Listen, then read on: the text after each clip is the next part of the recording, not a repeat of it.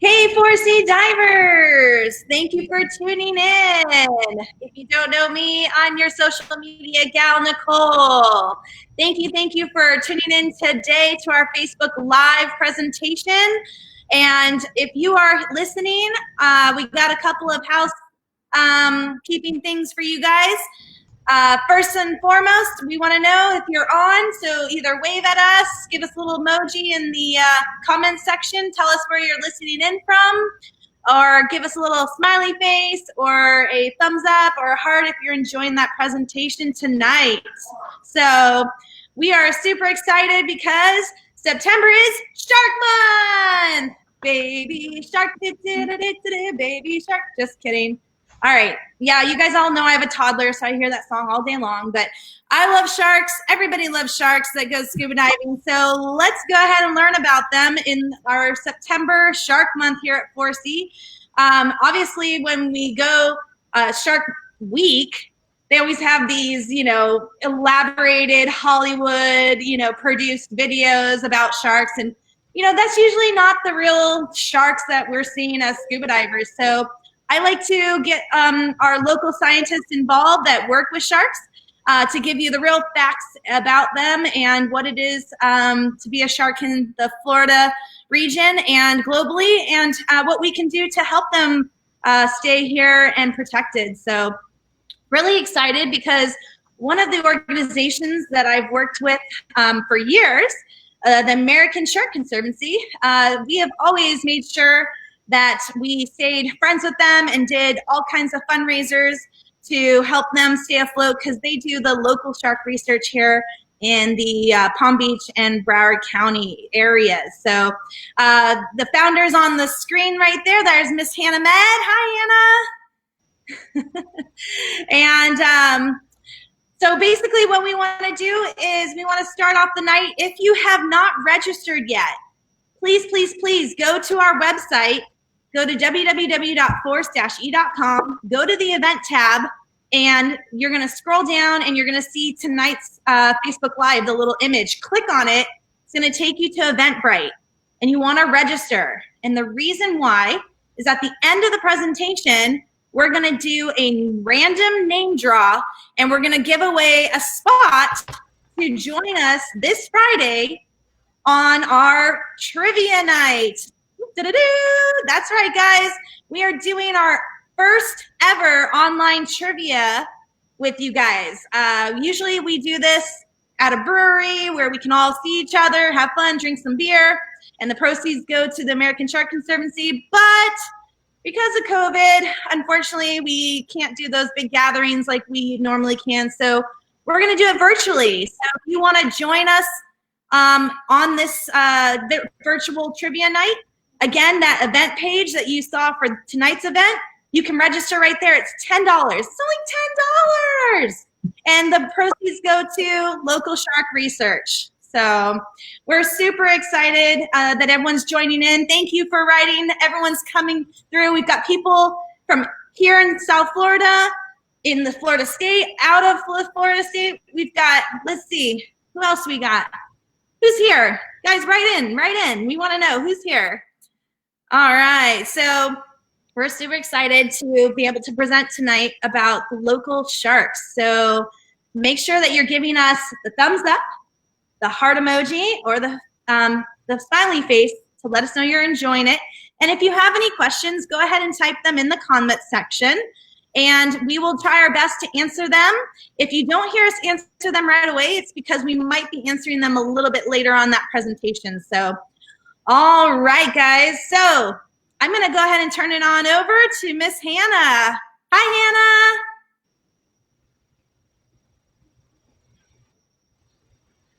Hannah. All right. Thank you, Nicole, so much. And thank you. I see people coming in from like New York and stuff. That's so cool. Right now it's a little bit rainy, but it's definitely still sunny down here in Florida. So I hope everybody up north is staying nice and warm as it transitions into colder weather. Can't complain down here.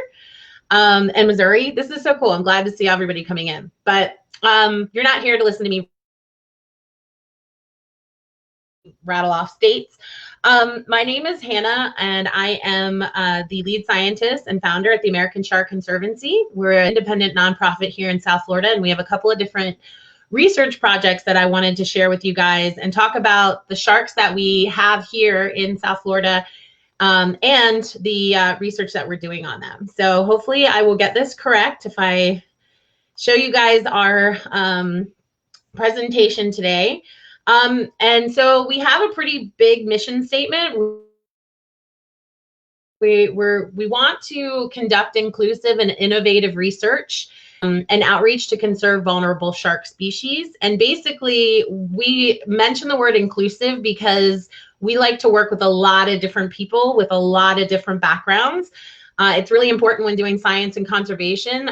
So people are sometimes surprised to learn that we work with fishermen, but we do also work with divers, commercial fishermen.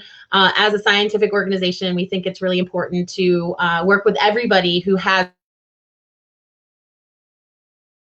kind of a stake in the game. So that's kind of our main mission, and everything we do, we want to have a conservation goal. So the data that we collect, all of that information is usually collected in a way that we think is going to be helpful to management and to different policymakers. So it's not just science for science sake. And we also encourage science literacy and environmental advocacy, and promote the involvement and retention of women in STEM. You know, we actually have an all-girl crew, pretty cool. First ever to tag great hammerheads from shore, which has been really, really proud to see some of these undergraduates come up through our program. So I'm sure everybody on here knows about sharks or knows the basics, which is great. So basically they evolved about 450 million years ago. One of the main characteristics they all have in common is that they have a cartilaginous skeleton. So that means their skeleton isn't made up of true bone. That means they're really light and very flexible. This species, scientists and taxonomists love to argue about that number, so it changes all the time. And they can be found in all aquatic ecosystems. So that's why I think they're pretty impressive. They've had hundreds of millions of years to be able to get really good at what they do. And that means that they can survive in the really freezing cold, like a Greenland shark. We've got all of our tropical sharks, like the Caribbean reef shark. We have sharks that live really deep, like those little velvet belly lantern sharks. If you've ever seen them, they're really cute. They're only about massive sharks like whale sharks. So they come in all shapes and sizes. And I think that's what made me pretty fascinated with them as a kid. Sharks also have a role in our ecosystem. They have a lot of value, which is great. So basically, sharks can play a couple of different roles. Sorry if this is changing. Sharks can play a lot of different roles. They have value as being kind of apex predators, and even for the shark species that aren't apex predators, they actually play a pretty important role, like everything else within that marine food web. So they eat prey. Some of them are prey for larger sharks. They also influence the behavior of some of the other animals in their ecosystem, which can also influence how the habitat responds. So for example, tiger sharks influence where dugongs, which are like our manatees, graze in Australia. And without those tiger sharks there, the dugongs would overgraze certain seagrass beds. So you really wouldn't necessarily think that sharks could influence seagrass beds, but in this case they can. So they obviously get a pretty important role in that entire marine food web.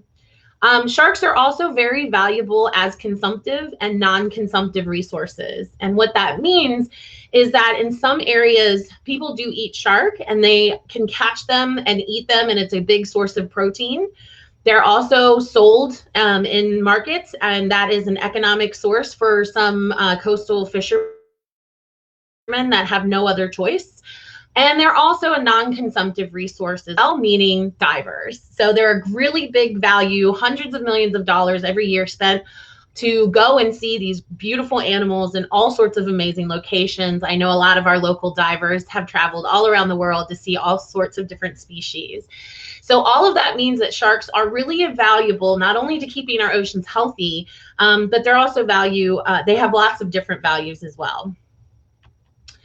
So unfortunately, sharks, like many oceanic animals, are threatened by quite a few different encroaching issues that are brought on by humans. Overfishing is definitely the biggest threat to sharks. Back in the late 80s, basically, the US government was like, oh, this is an underutilized resource. We should probably be fishing sharks more. It's a good economic opportunity. But what wasn't realized was that sharks actually are really biologically vulnerable to overfishing. They're not like a bony fish. They actually reproduce really slowly. They only have a few young. When a bony fish reproduces really, really quickly, 1 to 2 years, and they can spawn millions of eggs, they can quickly and easily replace themselves in the population. But for sharks, unfortunately, that's not the case.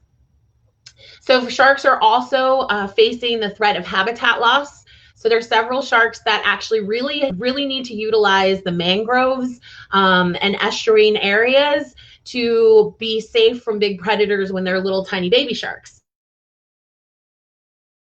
So basically they're small enough to weave in and out of the mangrove roots, and that keeps them safe. So that's a nice, safe shark nursery.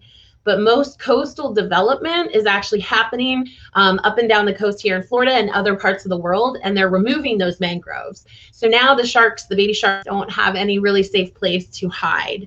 So that can be a really big threat to sharks as well.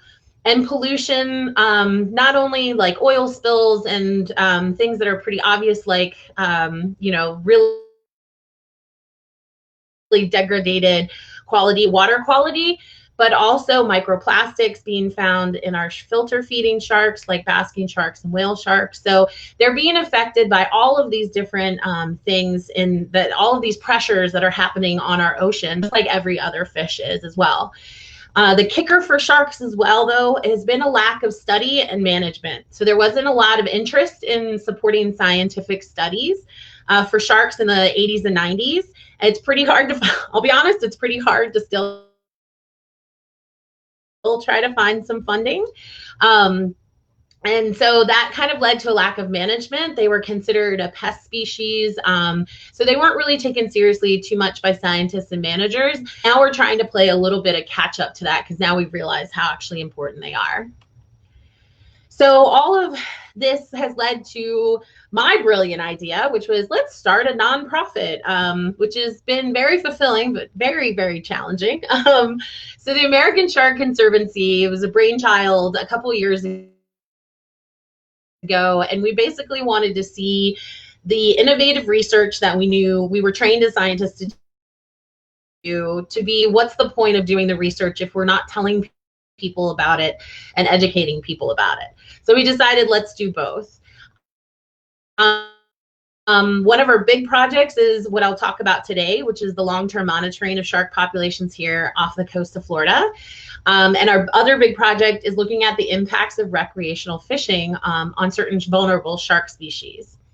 So in the past, we're super lucky to do lots of fun outreach at our community events. If anybody has gone to any of the events up and down the coast in the last couple of years, you probably have seen us set up our shark table.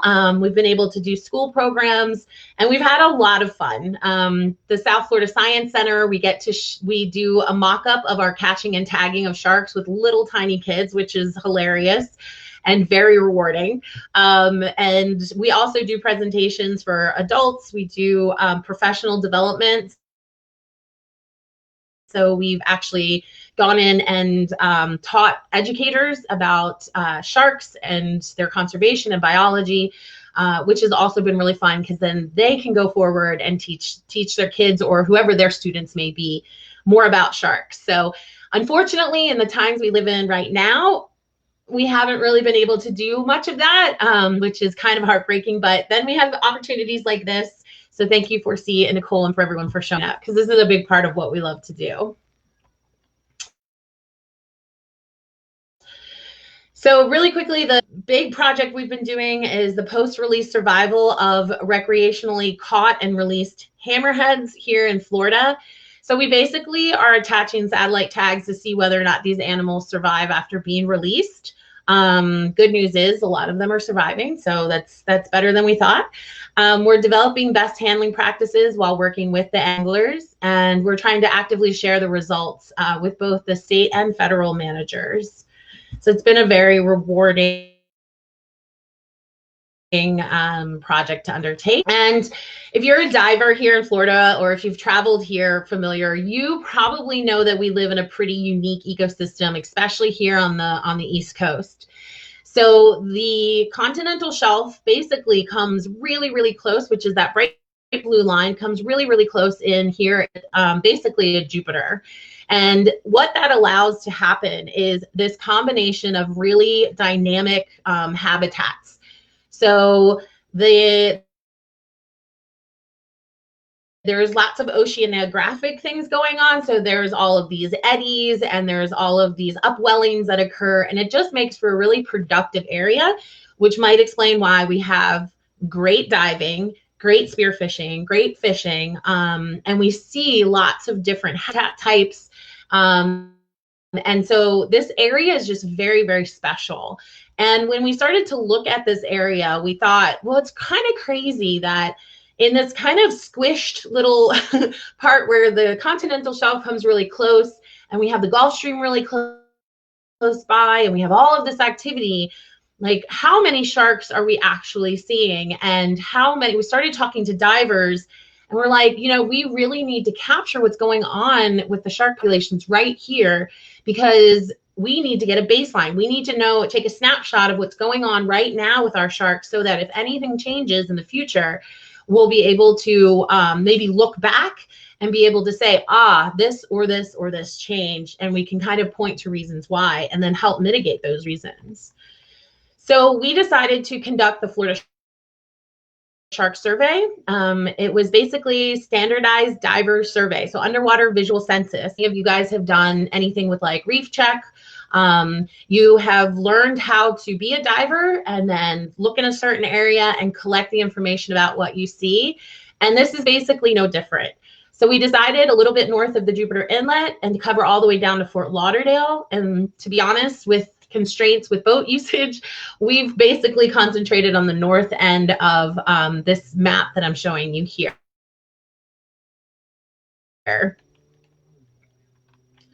So please excuse my clip art. I'm not super artistic, but this is kind of a good representation of what our survey looks like. So we didn't work with any boats, any commercial ventures. We had a boat that would take us out, and we had a float with a GPS logger at the top, drop a bait crate about 40 feet down, and then the divers would just drift from south to north, because we have obviously a prevailing north current here. We would use a camera to capture images of any sharks that showed up. On that camera, we actually have paired lasers that are a known parallel and they're a known distance apart. And what that would allow us to do is capture the image of the shark, and then we could actually do a pretty precise measurement of that shark. And so I'll explain that. I've got better pictures of that later.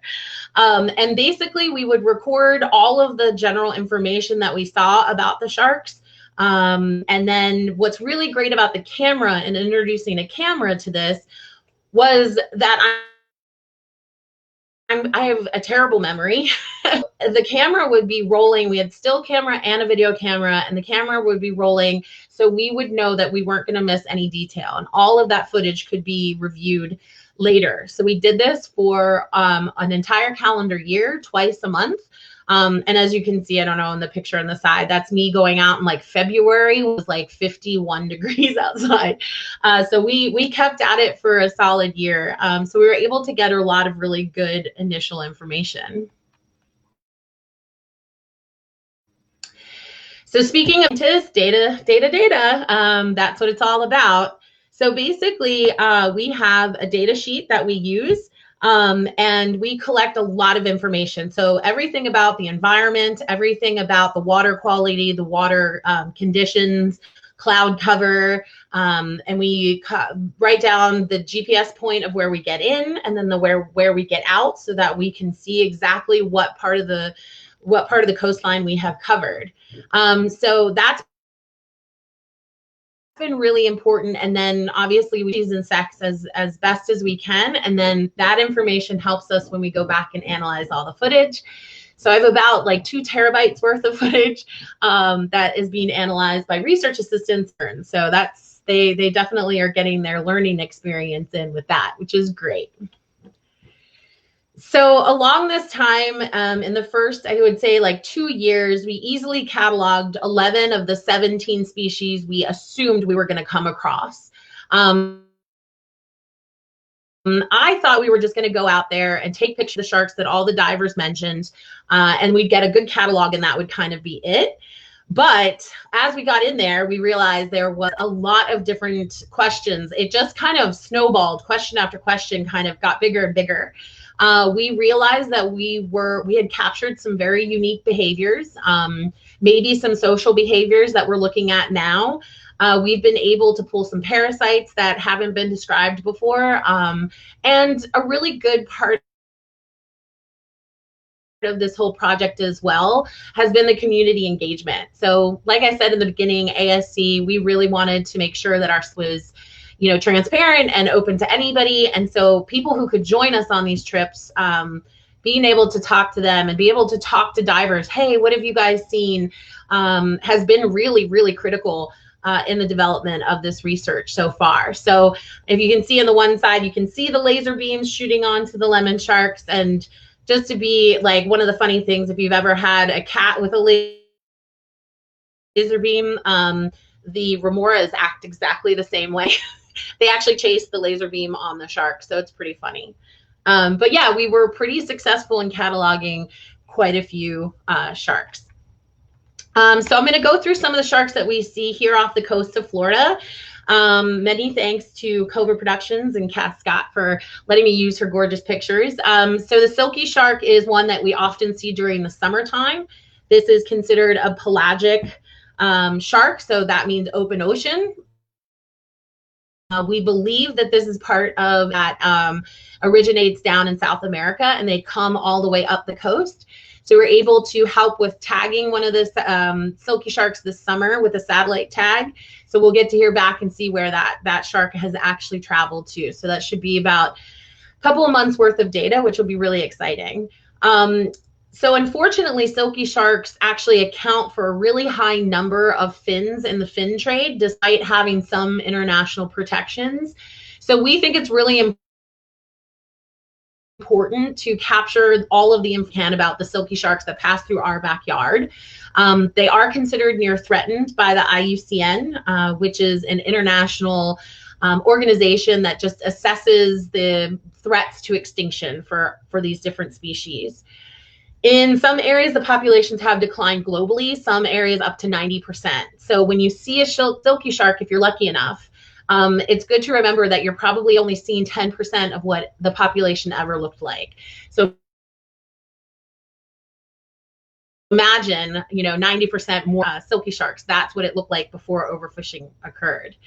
And another good thing about this picture is that why I have to take pictures for our survey, because I can't remember anything, is that I'm not only able to identify the shark because the second dorsal fin on the shark that's facing us, its back edge is quite long. So Silky Sharks have very silky skin, which is great, but the best way to identify them is how long the little tail part dorsal is. And so that's really great. I can look at this picture and I can positively say these are 2 Silky Sharks. And the other thing about this picture is that we have a boy and we have a girl.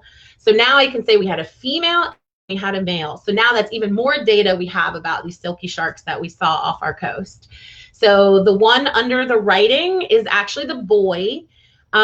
He's got a pair of rolled fins. I'll let you guys kind of dig in and see if you can see where they are. He has an extra pair of rolled fins that the girl have. So that's how we can tell. And that's why I need to have pictures from our survey dives for sure. So this guy is a sandbar shark. Pretty much the easiest way to identify a sandbar shark is by how big their dorsal fins and pec fins, so their side fins are.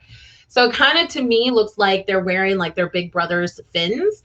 So they're just really extra large, and they have just kind of a certain smile to their face, which isn't like a technical way to identify them, but it makes it pretty easy for me.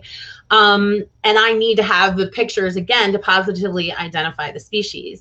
So this species is pretty interesting because they're considered vulnerable by the IUCN. And in the Northwest and Western Central Atlantic, basically right off of our coast, the sandbars were one of those species that in the 80s, the government said, oh, there's plenty of them, go fish them like crazy, it'll be fine, it'll be great, everybody will make a lot of money. Well, that happened, but unfortunately, their population crashed right after that, and they realized, oh man, we probably didn't manage these really well. So they saw an 85 to 90% decrease in sandbars in just 10 years. So they've been prohibited from harvest in the US for quite a few years, and we're slowly starting to see them replenish here in our local waters, which is great. So it's a little bit of a success story. So I'm sure everybody knows what kind of shark this is. They have a pretty distinct stripy pattern on them. And pretty big eyes. So the tiger sharks, which are really rare to be seen here in Florida, are considered near threatened by the IUCN. So they're near threatened with extinction on a global scale. And one of the key things about tiger sharks and why we think it's important to capture the information about them is that nursery areas in estuaries and freshwater systems are really important to the species. So we don't know here in like Southeast Florida where these guys have their babies, but we do know that it's usually in estuaries and freshwater. Those are the most heavily impacted by development. So unfortunately, tiger sharks are seeing a pretty tough habitat fight, or fighting a pretty tough habitat fight here in South Florida. So we want to make sure that we're capturing what their population looks like right now before the development gets more intense right where they need to have their habitat. So unfortunately, they're susceptible and vulnerable to pollution and habitat loss. So sometimes people, because I say I like nurse sharks, so they still count, they're still sharks, but I wanted specifically to point these out because the IUCN has actually listed them as data deficient. And this is one of the most common sharks that anyone can see hiding under the rock ledges, probably on the deep ledge, or any of our reefs up here in Palm Beach County. But this is such a common shark, but we still know very little about them. So there's not enough information for us to even tell you whether or not they're threatened or not. So that's like, even though it's the most abundant or most recognizable or most familiar shark, it doesn't mean that us as scientists know that much about them. So some people are sometimes interested to hear that because they're like, oh, well, I see them all the time, we must know everything. And we really don't. We know very little about the nurse sharks. So my favorite, even though they're really funny looking, is the great hammerhead shark. So we have been studying and working with great hammerheads for almost specifically in fishing situations. But for our dive survey, they are relatively rare, and we've been able to capture a lot of interesting behaviors, and they encounter other sharks from different species. So we have hope, we're digging into a couple of questions and ways to like kind of answer our questions about how they behave around other species, specifically the lemon sharks. They do act very particular, and it seems to be very different than it is over in Bimini. So we're really looking into that, which is really interesting. We know from other studies that fisheries relatedity is high for these animals. They stress out very easily. So whether or not they're caught and then released, in a lot of circumstances, that sounds great, but the animal actually dies shortly after release from the stress. They're just physically worn out and their body just gives out. So this is a species that's very vulnerable to any kind of interaction with fisheries. and they are usually in commercial fisheries kept for their valuable fins. And I think, again, I'm not sure if people really know, but the US does have a commercial shark fishery, and hammerheads have a 27 million ton quota. So fishermen on the East Coast, on the Atlantic region, are able to take 27 million, or sorry, not million tons, metric tons of hammerhead. So smooth, scalloped, or great. So I think people are like think that they're protected here in Florida, which is great. It's just 3 miles off our coast here, but we're at an intersection where they're protected and their fish are actually targeted by commercial fishermen down here. So that's why, again, we think it's really important to keep an eye on the population, to be able to say, hey, things are changing, or we can explain some of our observations based on what we know about that animal through the data we've collected in the survey. And unfortunately, they were recently downgraded from endangered to critically endangered, and the next step is extinct in the wild. So the IUCN globally is very concerned about the status of this species. So we think it's pretty important to make sure we're cataloging them. So this is one of my favorites too. I think they're just so clean and like classic shark looking. So Caribbean reef shark, I threw them in there because I don't think people would realize that they're actually also considered near threatened with extinction.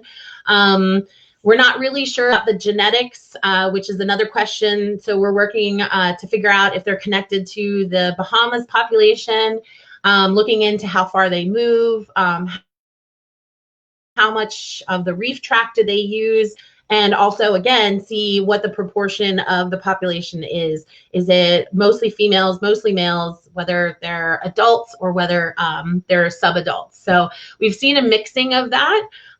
Again, this survey seems to have just led to more questions.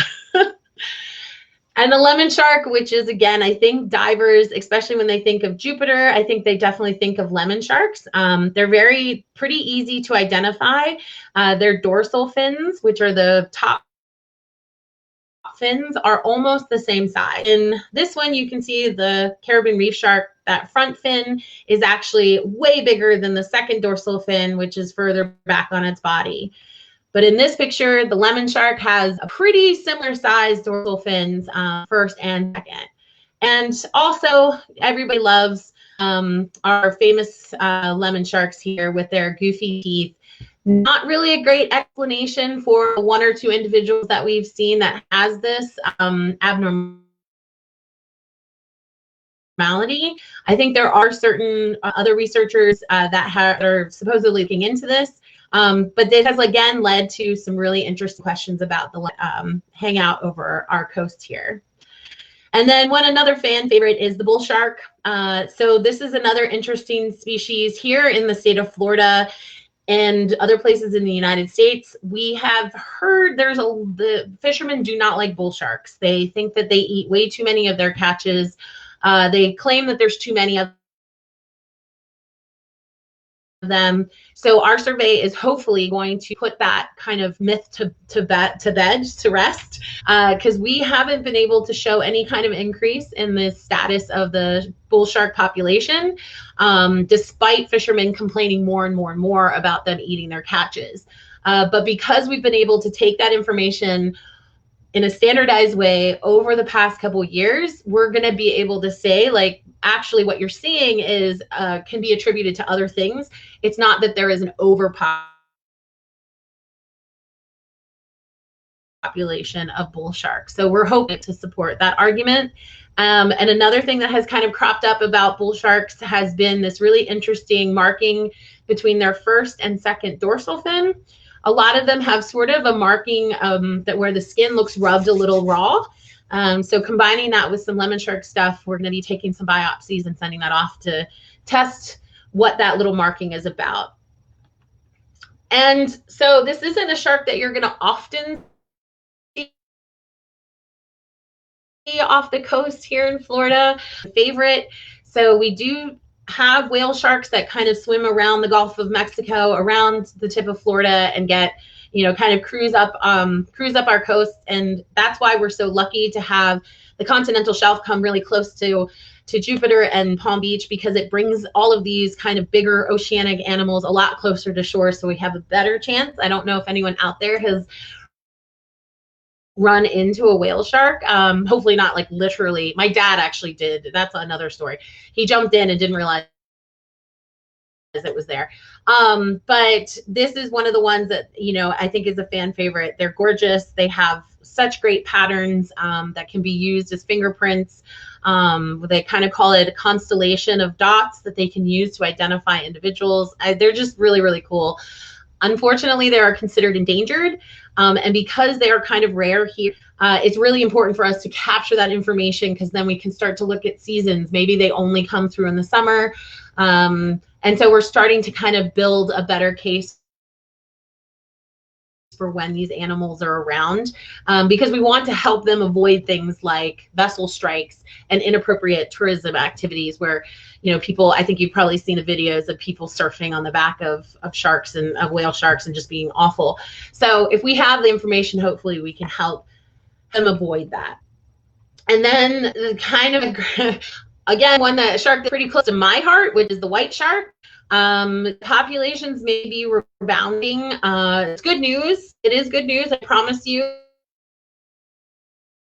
It is still incredibly rare. I know we've had divers here in South Florida that have gotten really cool footage of great whites that are passing through the area. They're very transient when they're coming past our area, but it is really important for us be able to capture that information because they are so rare, and we are starting to see them rebound, which is really, really exciting. So I think some people are like, kind of like, yay, oh geez, oh yeah. No, it's fine. The encounters have all been very pleasant, and very controlled. So it's a good thing, I promise you. So when I talked about the camera with the lasers, this is kind of what an image, like. So when you capture images of sharks, it can be a little bit tough because you don't have anything for scale. Like I can be really far away from the shark or really close. So these dots provide a scale. The two images of these sharks actually make them kind of look like they were the same size. But we were come to find out that actually the sandbar is much shorter, and much smaller because we're able to use those dots to determine her total length. So just if we did the dots, it would be really hard to judge the total length of the animal. And that length is really important for us to put it into a size class, which is helps us realize and figure out where they are fitting into, basically where they fit into their what size class and what age class. So are we talking about, we just have a bunch of sub-adults hanging out? Are they a mixture maybe? Again, all questions that we're not really sure, but we're slowly starting to build a case for. So we use a very simple, and it's very free, imaging software called ImageJ. And basically our two dots, we are set that as our scale, and then we're able to draw a line from the nose to the fork of the tail for a measurement called fork length. And in this case, we were able to figure out the fork length of this silky shark. It's a lot harder to get an image of a shark swimming perfectly straight because they have that cartilaginous skeleton, so they're very wavy. So unfortunately, it can be kind of difficult to get the perfect image of them swimming straight, but there's ways of analyzing this to make sure that we adjust for any kind of flexion in the shark. But it's a cool, if you want to look it up, ImageJ, it helps you with measuring all sorts of things that are in image form. So we're really lucky that that software is free and available. So some of the other things we've been able to identify from our survey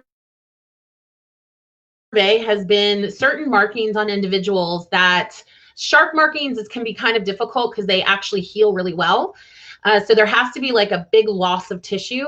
So in this case, this female had a big notch out of her right pec fin. And so we're able to it's not enough skin to grow back. So we're able to identify her as an individual based on that big notch. And then we can see over years whether or not she returns to the area or whether or not she even leaves and is transient or resident. So we've been able to identify several individuals that way so that we can get really detailed information on.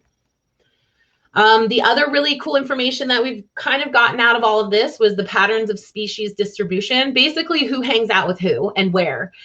So off the deep ledge, we were able to say a significant amount of time, if you saw a bull shark, you saw a sandbar shark. The reason this is important, and you can see from the bull shark in this picture, it actually has a long line of fishing line hanging off of its mouth. And sandbar, relatively similar, are coexisting in the exact same spots. One can be fished and one cannot. What that fishermen are catching sandbars and thinking that they're bull sharks. So it raises a few questions about how they are managed and what the regulations look like. So again, that's been really interesting to see that these big apex predators are kind of sharing exactly the same space, and raises more questions about basically how does that actually work in our marine system here in Florida.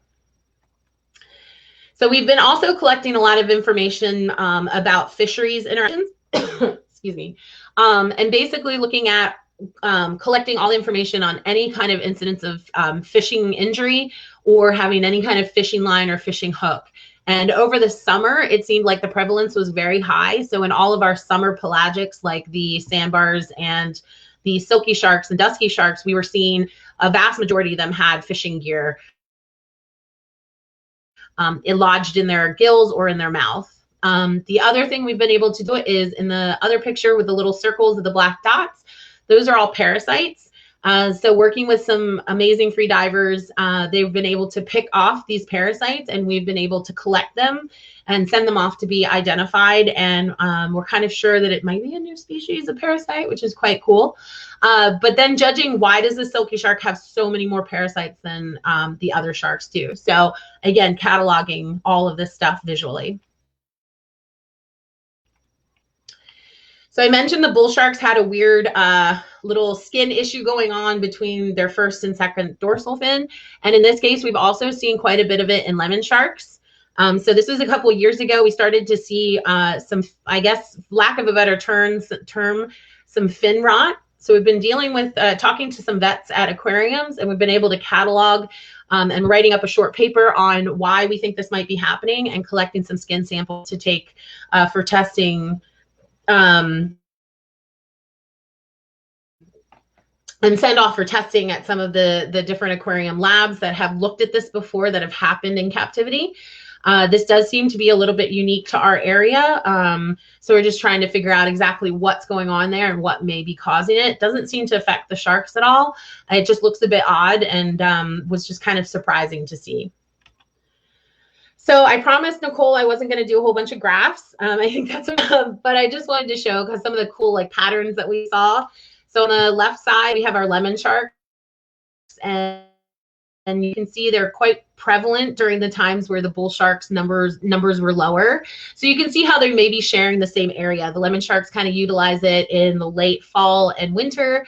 The bull sharks were a little bit more prevalent in the more early in the summer. So you can see maybe how they're using the area. But you would think they would be competitors. And in this case, this kind of shows how they can hang out in the same area. They've just separated themselves by time. So we looked at that a little bit closer when we looked at silkies and duskies specifically. So we were able to say in summertime, we had a predominantly silky population and just a few duskies. And then by the time late fall came in, we saw that number switched, as we would expect, because then the silkies started to move out of the area. And then sort of the sandbar as well in the September time, that kind of overlapped with the duskies. So again, kind of seeing how they would share the same space, and expected to see the sandbars sharing September in that height of August and September with bull sharks, because that's when they were visually, according to all of our other information, that's when we saw them. But instead, we just saw a massive spike for sandbars in September. So again, more questions. We're expanding the project to include BRUVs, which are remote underwater video systems. So we can actually put down the cameras and leave them and remove the diver from the whole scenario. And we're also doing acoustic monitoring.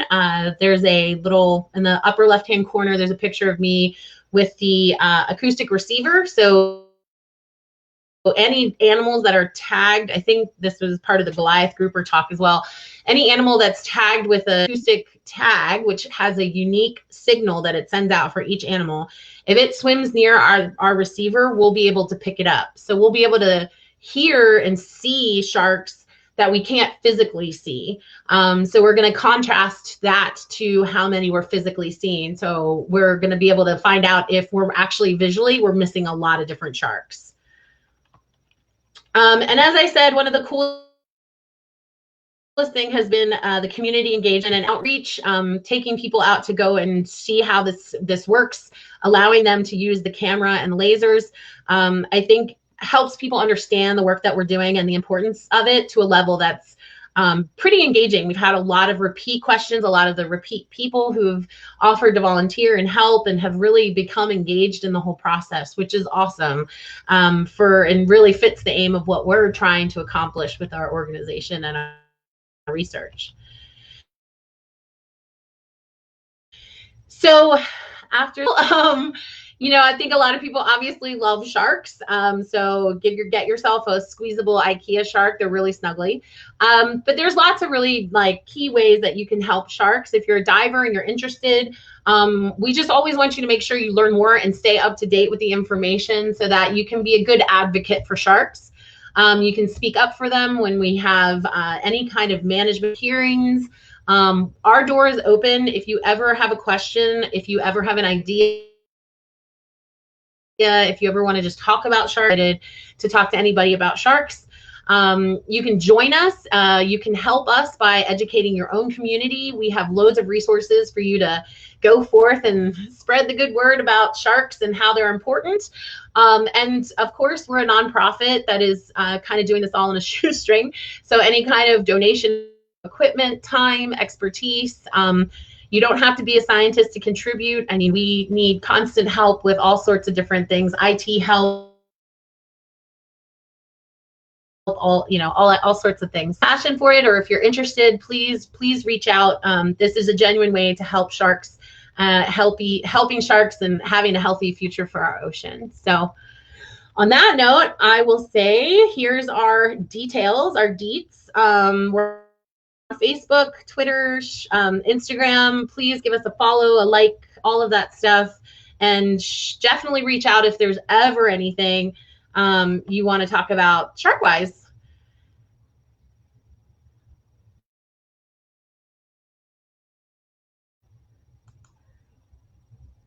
All right.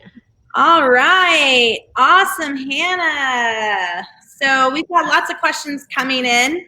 First, they want to know, how did you get into shark research?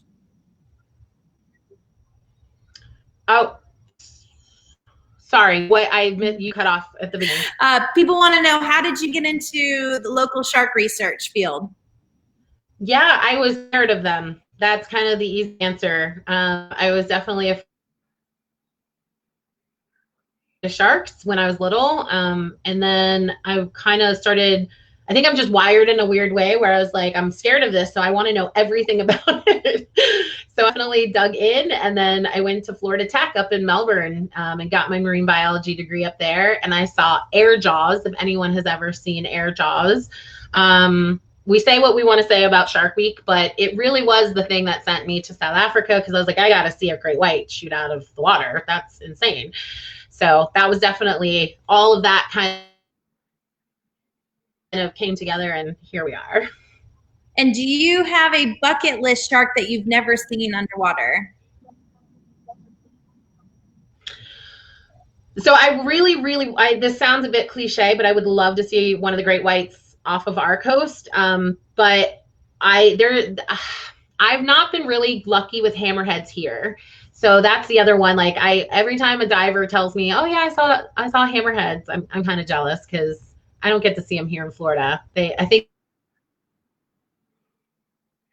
they know I'm looking for them. I feel you. There's a couple of divers that are commenting.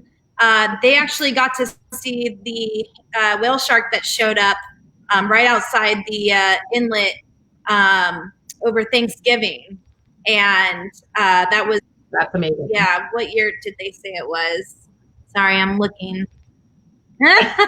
So many comments. 2008 when it was outside the Palm Beach Inlet. So they're definitely here. Definitely people see them. I know another group of divers that saw one on. They're definitely, yeah. yeah, okay, they definitely come by. It's very cool. Yeah.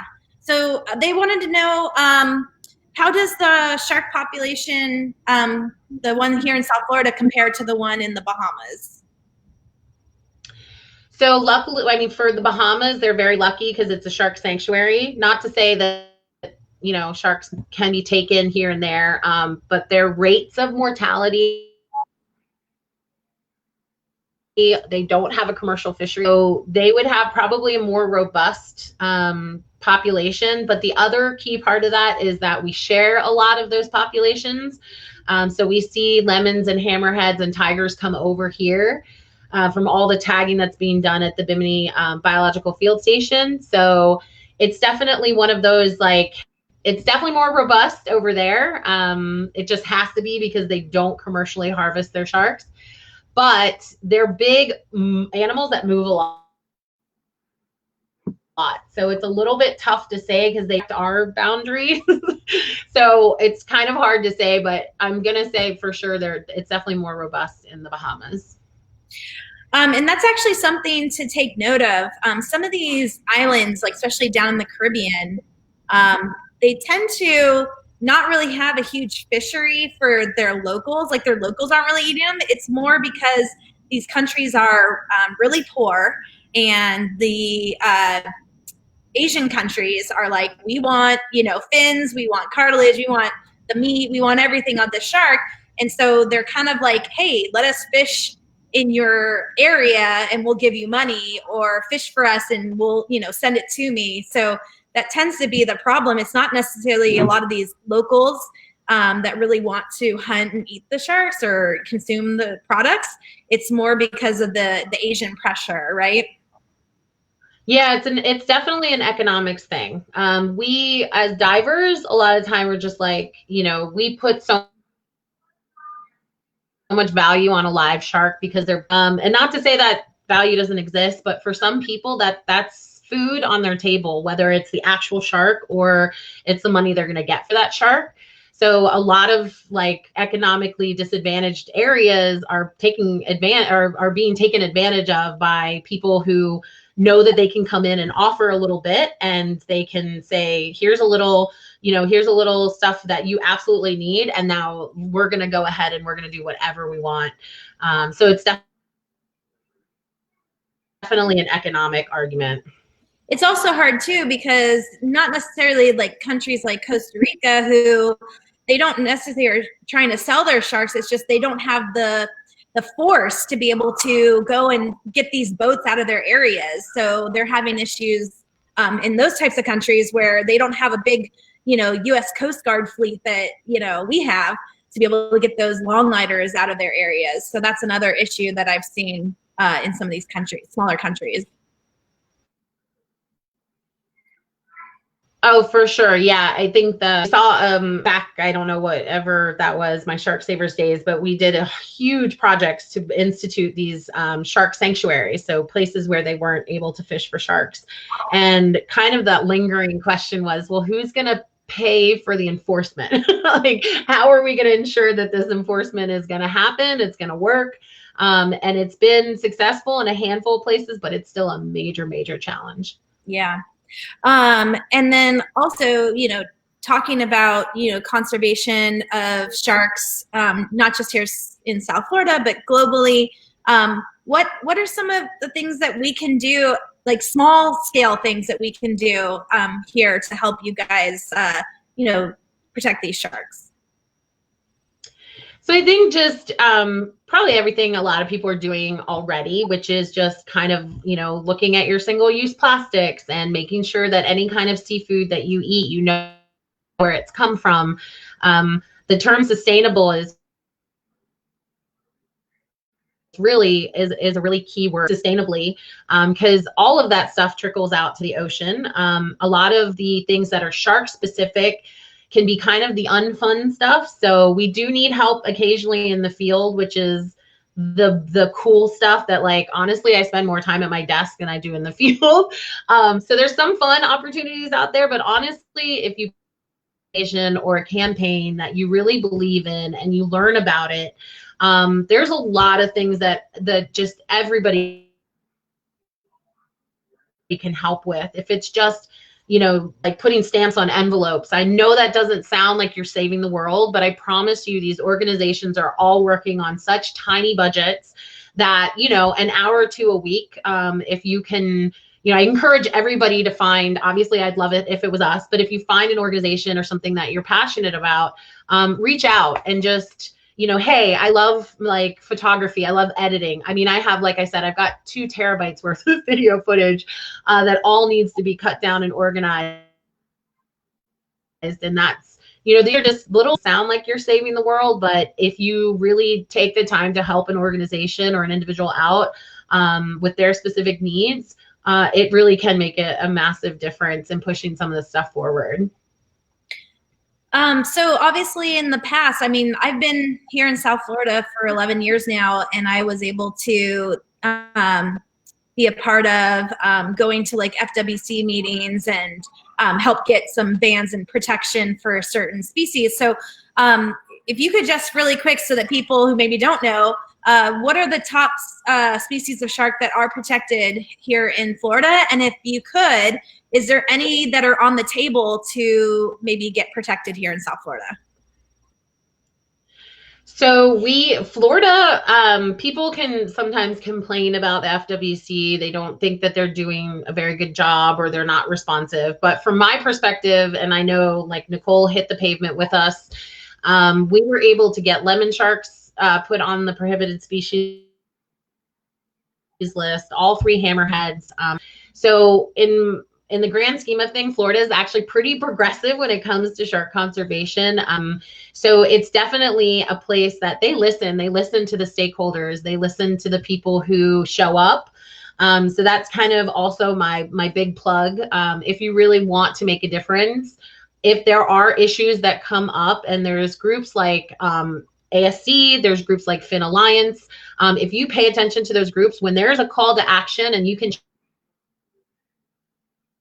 show up to an FWC meeting, have some speaking points, or maybe submit some written comments. None of us are going to make you do that on your own or just tell you to wing it. Like, we're very supportive. Like, if there's something that we want to help, you know, kind of cover certain things and be really effective at a meeting, like, we'll definitely help. But really, sometimes it's just showing up. It's a game of numbers.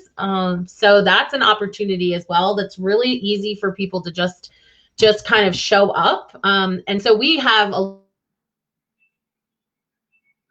lot of species protected here. Hammerheads, the tiger sharks, lemon sharks are protected, but that's only 3 miles off.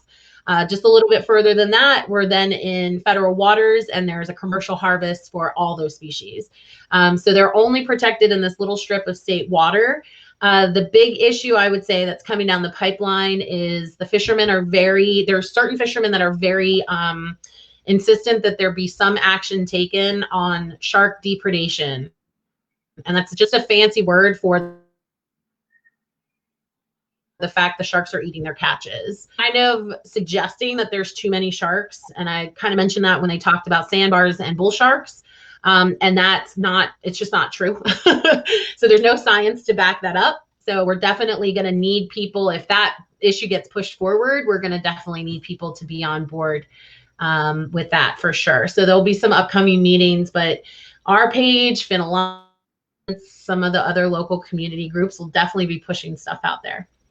Yeah, and just to mention that yesterday, it looks like shark fin trade, there's going to be a ban starting October 1st here in the Florida state. So that's a huge win for the people that were doing that. Yeah, no, that's definitely been a huge fight for fits and starts for several years. People a lot of money trying to fight for this, and it successfully came through this last time. So you won't be able to sell and trade shark fins here in the state of Florida. So awesome. All right. Well, I'm going to go ahead and I'm going to pull this slide down and bring in this slide here. Hold on. All right, here we go. Okay, Hannah, I'm going to hide you for a second. Okay, everybody. So, okay. So this is the 4C website. And like I said, if you go to www.force-e.com, go to the events page and click on 4C's virtual trivia night. That link right there, guys, it's only $10 to get in on our virtual trivia night. It is this Friday, starting at 7 p.m. Unfortunately, we're not able to have the trivia in person, but we're going to do it in a fun way. We'll do some social distancing trivia with you guys. It's not just about sharks. It's going to be scuba trivia and things about, you know, the ocean. So if you think you want to play, go ahead and register online. And then on Friday, we'll send you an email with the code to get in on the game. And guys, first place winner gets a GoPro Hero 7. That's right, guys, a GoPro. Woo! Who likes GoPro? Who likes GoPro? We do, we do. Anyway, so we have other prizes too. So make sure you get in. But I did say I was giving away something tonight, didn't I? I did tell you guys I was going to give away. Hold on. The one person gets a free spot to get into our online trivia. So I've taken from the registration from tonight's event, and I put all your guys' name and email address in this random name picker. So I'm going to go ahead and hit the green button. And I'm going to see who is our big winner to join us for Friday. All right, guys, here it goes. And the winner is Carmen Bremer. Carmen, if you are watching Facebook Live, give us a thumbs up or a happy emoji because you're so excited. Woohoo! Carmen, you are our big winner. So, again, we've got this Friday, the virtual trivia night, and the proceeds do go to American Shark Conservancy. So that is a way for you guys to help these guys that are on the ground saving sharks for us so that we can see them when we go diving. So, all right, guys, that is it. We are done. But guess what? Shark Month is not over. We have awesome presentations planned for next week. We have a double header next week. We have on Tuesday, the 29th, Jessica Pate with the manta rays here in South Florida. And on Wednesday night, the 30th, we have the Sharks for Kids talking about shark superpowers. That's right, guys. If you want to check out these awesome presentations, make sure you register on the 4C website for them. Get in on the action. Make sure you're learning about sharks during Shark Month, and make sure you go to our website. We have some great links about sharks, how to support. You can see a great video that Hannah's in about the American Shark Conservancy. We also have a neck buff that has sharks on it, and that some of the proceeds from that go to shark conservation. And we also have the SSI Shark Ecology course. So if you guys want to learn more and earn a certification, go ahead and click that link, and you will be taking that course with me. All right, guys, it's been fun. Thank you so much for tuning in. We appreciate your support. Have a fantastic day. Bye.